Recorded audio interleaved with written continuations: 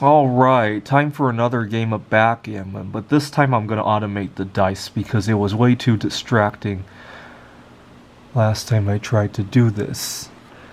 So the computer has rolled a 3-2, and we roll a 4-3. Thought I'd share a little history of how I got involved with backgammon. Up until my second year competing at the Olympiad, I never wrote any games with random chance. I didn't know how to do it. I didn't know about machine learning and Monte Carlo tree search, which is mostly used for, much more heavily used for games like this. Oh, 4-3, we can hit 17 to 21, 21 to 24.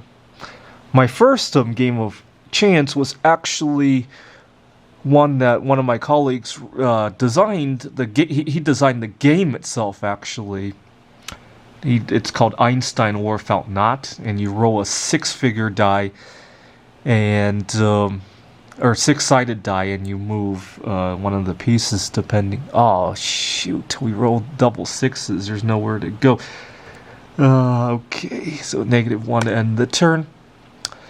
So I actually didn't learn backgammon until we had a tournament in New York. I was living in Manhattan at the time. And every year they have a tournament in Jersey City. So I took a train from Manhattan to Jersey City, and I literally read the rules of backgammon while on that train ride, and I competed at that first tournament. That was my first tournament ever. And I actually got... well, at the beginner division, if I remember correctly, there were about 12 of us, and I got second to last place. I was thrilled that I was able to beat somebody, though, because I had literally just learned the rules on that train ride. I'm not joking. Okay, we gotta move one piece off of the bar. 0 to 2. 1 to... What does the computer rolls a 5-3? It's probably gonna make that 3 point. Yeah. But I was thrilled, especially when I got to mingle with so many people. Right? You know, it's kind of funny because when I look back at how we used to mingle with each other, or even if I watch a video from anything more than 6 months ago, and I see people shaking hands and hugging. And I'm almost like, oh no, you know, I'm so used to social distancing that all of that looks so foreign to me now. I hope it doesn't stay that way forever, because there were some good times. And I think we all need some human interaction. That's not a good roll, a 6-2. So I didn't start writing my first backgammon AI, or at least the first serious one, until the quarantine. So the county that I live in, King County in Seattle, we went into a full-blown emergency on March 19th. And I went onto Airbnb to look for somewhere to crash. I was still living in my car at the time. I used to live in my car during the nicer months of the year, mostly by choice. But I went to look for Airbnb, and obviously they had slashed their rates because nobody was trapped. People had canceled their trips and all that, so that was good. And we all thought it was going to be like a 2-week staycation, you know, enjoy it while it lasts. I started programming backgammon, and because I thought I would, you know, we thought it was going to all pass in 2 weeks, we were going to enjoy this little Corona staycation. So I named the game, I like to give my games little nicknames. I named it Corona Gammon. The name didn't age very well, so now I call it the COVID-19 Memorial Game. I love having little nicknames for my games. 3 years ago, I went to visit the Memorial of Mary Curie in downtown Warsaw, and I'm a big fan of the kind of science she did, and I need to meet a Mary Curie in my own life. You know, somebody who's smart and attractive, right? And it happened to be her 150th anniversary. And when I went to her memorial, I asked her to transfer some of her wealth of knowledge to me. And when I did that, I came up with an idea for a Monte Carlo tree search algorithm. And so I have a Mary Curie game. What else have I dedicated a game to? Cassini. In 2017, I was following the Cassini Grand Finale, and Saturn happened to be very much overhead at the time of that year. I don't know if I was looking at Saturn when Cassini burned up in Saturn's atmosphere. I don't know, because there's a delay. When we see Saturn, it happened 2 hours ago, right? And also the radio communications. But I looked at Saturn for much of that night. And then later the following day, I came up with an algorithm for machine learning on the game of Surakarta. So I call that the grand finale game. And now we have... I'm saddened to learn that it turned out a lot worse. I really thought we had like a little staycation and it was all gonna pass. And that's why I named it Corona Gammon. It was supposed to be a fun time to have a little staycation, and it didn't age very well. Alright, we roll a 5-2. We're gonna go 12-17. 12 to 14. Although, I'm saddened by the loss of life, don't get me wrong. But if I could change how 2020 played out for myself, I wouldn't. I mean, I do it to bring back everybody we lost, but I wouldn't change it for myself. I'm glad I had this experience to be one of the few people on Earth who has lived through this. I really do.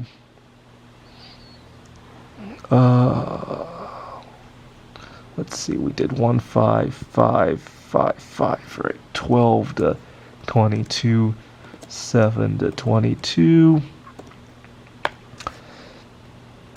So I've been programming computer games. My first computer game ever was Othello. One of my viewers was asking me what would be a good way to start, and I told him my first game. That's the second double 5 we've rolled in a row. Maybe we should get some of these guys out. No, I think we should save these here. Let's see, 12, 17, 12.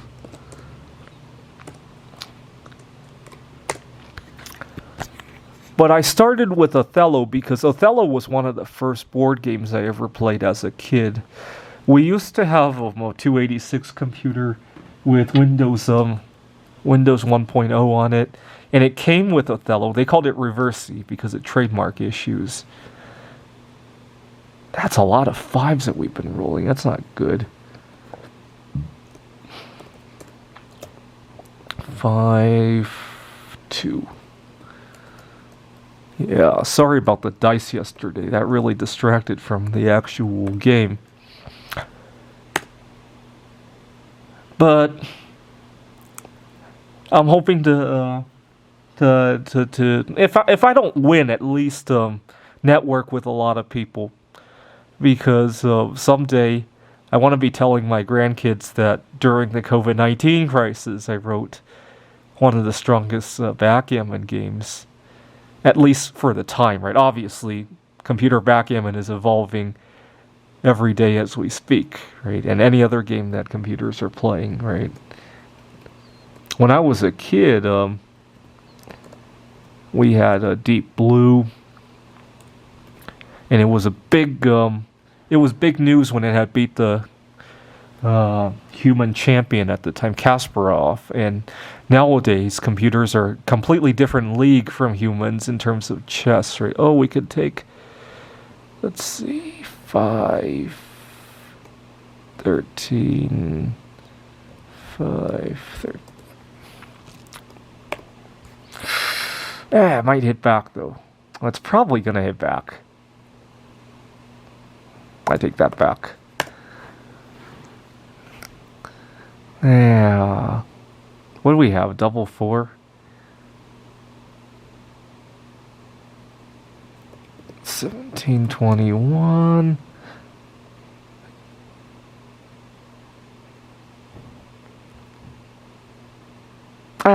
We might as well hit.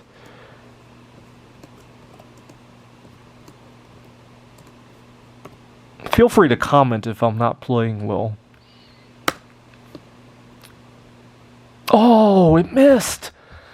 Okay, 6-4. Let's see how many points we could cover. We could do a 6, or we could do a 4. My instinct says to cover that. 17-23.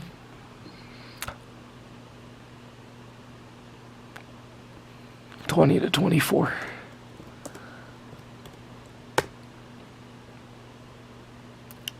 It missed. 3-2. My instinct says to cover. 19-22.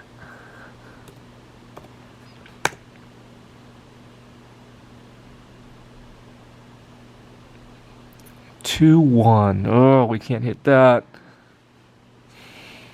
Man, we're gonna have to leave a blot. Unless we crash that part. You know what? 22-23, 22-24. We got another chance to hit back later. But one thing I really despise about competitive backgammon is how much money people always want to gamble. You know, it's... I mean, I'm not really objecting to gambling. It's just a lot of times outside of my budget. 16-22. Believe it or not, I've gotten really good at backgammon over the last 6 months just playing against my own program.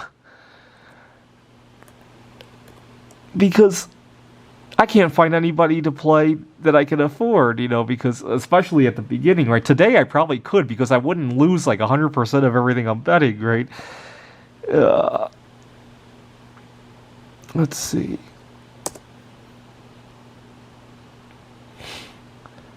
5-2. Let's see. 5. No, that leaves a blot. We can't move these guys either. I guess we have no choice. 13 to... Yeah, 7s are pretty common, so we don't want to leave it there. Let's go to 20.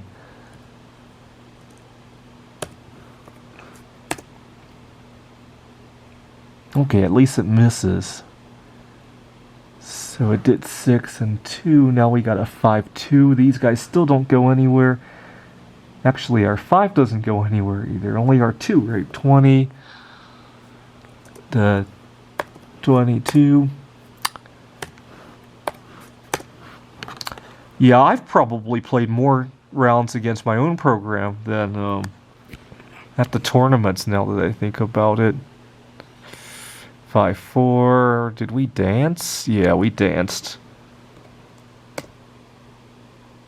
It rolls a 4-3.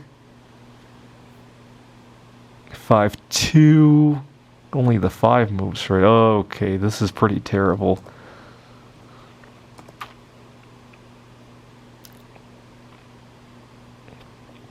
$31.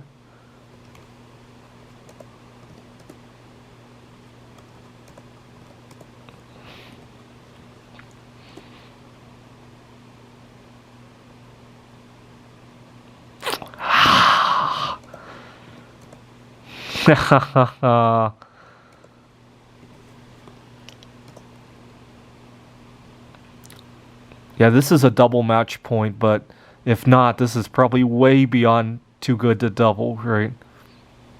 Okay, we danced. Yeah, it's really funny if you play against XG and you keep dancing. Sometimes it says you play really well because you never had an opportunity to make a bad move because you were just dancing over and over and over.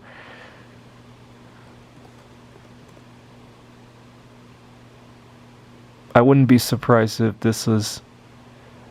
Crap! Now we can't even hit because we rolled double sixes and we gotta move...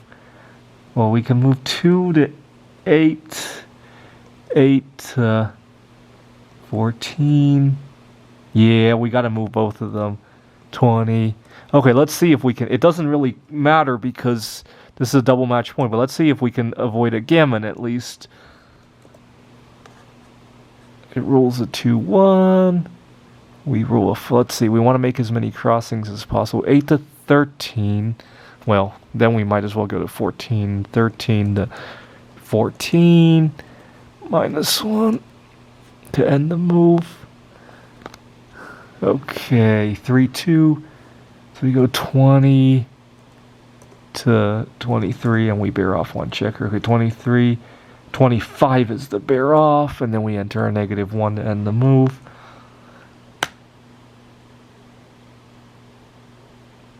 Was that not valid? What did we roll? We rolled a 3-2. Oh, we got one more checker here. I completely missed it. Okay, 14, 3, 2. That goes to 19. -1. Let's see, 5, 4. Let me think about this. I'm always making bad endgame moves, according to XG at least. Let's see. We bear off the 20. 25 is bear off. 19 to 23. There's still a small probability. Oh, the computer actually searched all the way to the end, and it says it has a 95%. Oh no, that's equity of 95.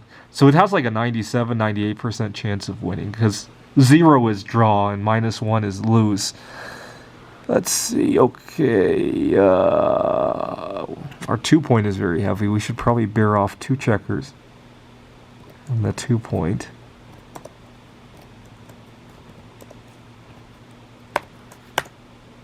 What's the probability now?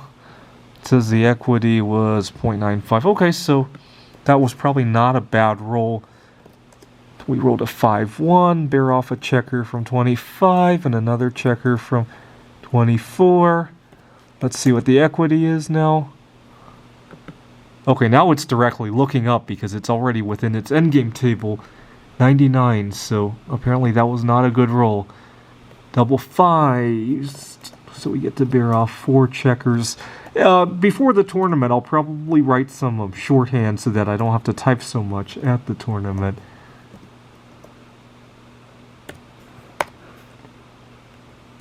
Swap.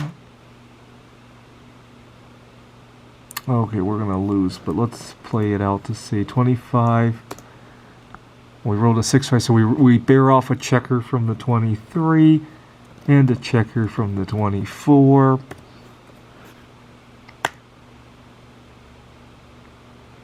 Okay, and the computer wins. And well, it's tried to start a new round and realized it was 0 away, so it has won. Alright, so that's what it's going to look like at the tournament, but of course we're going to play a round up to 5 points.